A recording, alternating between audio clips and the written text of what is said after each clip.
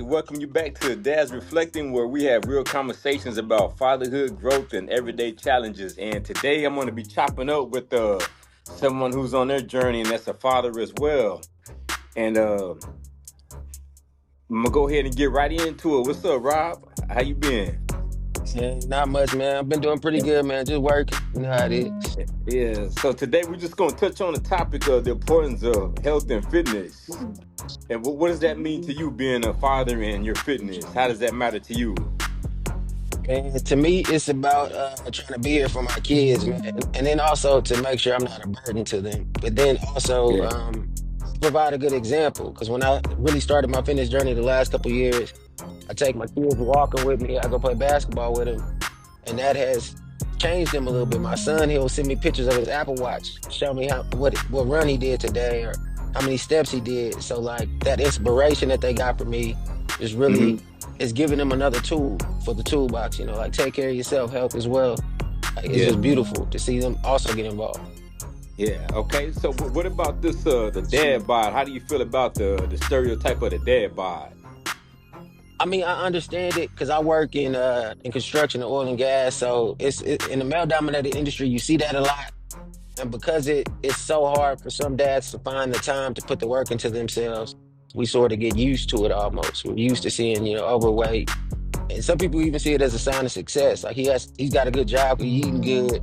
But Yeah. to me, is you're not taking care of that same tool that's making you, successful. You got a good job, you should take care of that tool. So that's one of the things that really I didn't like what I saw in the mirror. That's what really helped to inspire me because I felt like I was too young to have a dad bod. Yeah. Yeah.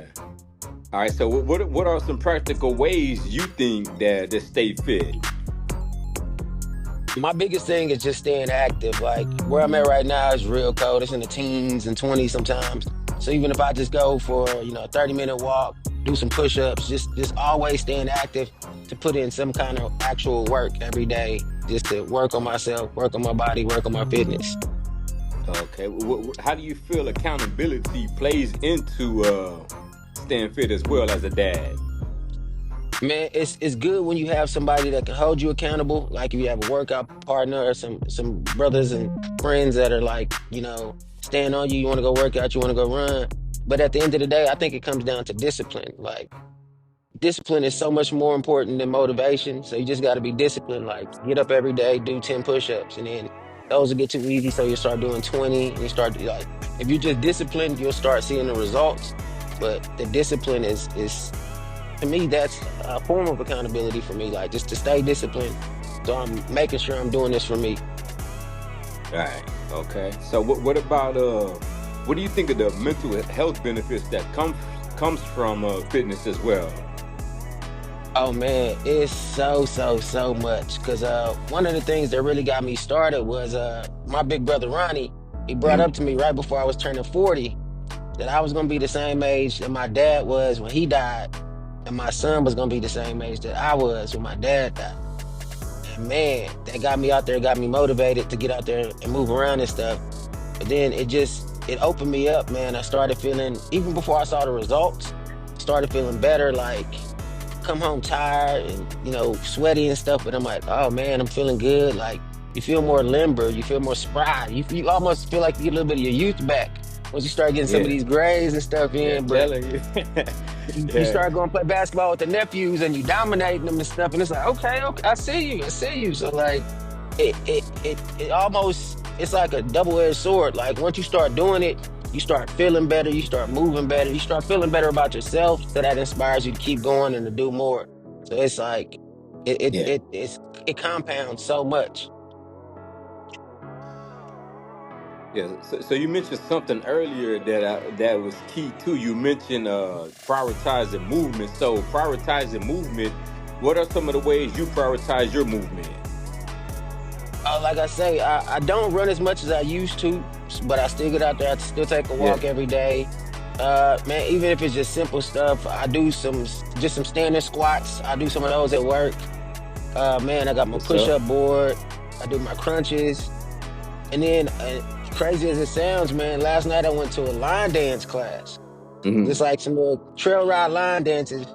By the Yeah. end of it, I'm taking off my hoodie. I'm getting hot, sweating and Yeah. stuff, and I'm like, look at a little Yeah. workout right here too. So just moving around, like I say, dancing, Yeah. running, walking, anything Yeah. you can do to keep moving, keep active, get your blood pumping. It's a great way to just, ease Yeah. yourself in. Because a lot of times it's hard to just go to the gym and start lifting weights and all that stuff. But Mhm. any movement, like I remember one of our aunts, Aunt Barbara, she used to take us walking every night. And we used to always be like, we ain't going that far, we ain't Mhm. doing nothing. But just them keeping themselves moving was something they wanted to do. So every night, Yeah. 6:30, we get out there with them and just go walk. So like Yeah. Yeah. that movement is key, it's paramount. And real quick, there's another something that we kind of struggle with, even I struggle with, and that's eating for the energy. But this goes along with making better food choices. And I know with you being out there working a lot of the times, I know like you don't really have time to really all the time have go to that go-to healthy choice. So like what does that mean to you as well too, is eating well, making better food choices? What is that to you? I understand that I won't be able to always eat perfect. I just try to make sure the majority of my food is a good whole food. I try to eat with a lot of vegetables, a lot of fruits. In the past few weeks, I've been doing a fruit fast. So at Mm. work, I only eat fruits and vegetables or only drink juices. It's just so like I'm trying to make sure that in the chances where I might have a bad meal, I might DoorDash a burger or we might go get pizza or Chipotle. Instead of doing that, I'm eating a salad or I'm eating grapes instead of chips. So like sometimes it's just swapping some things out.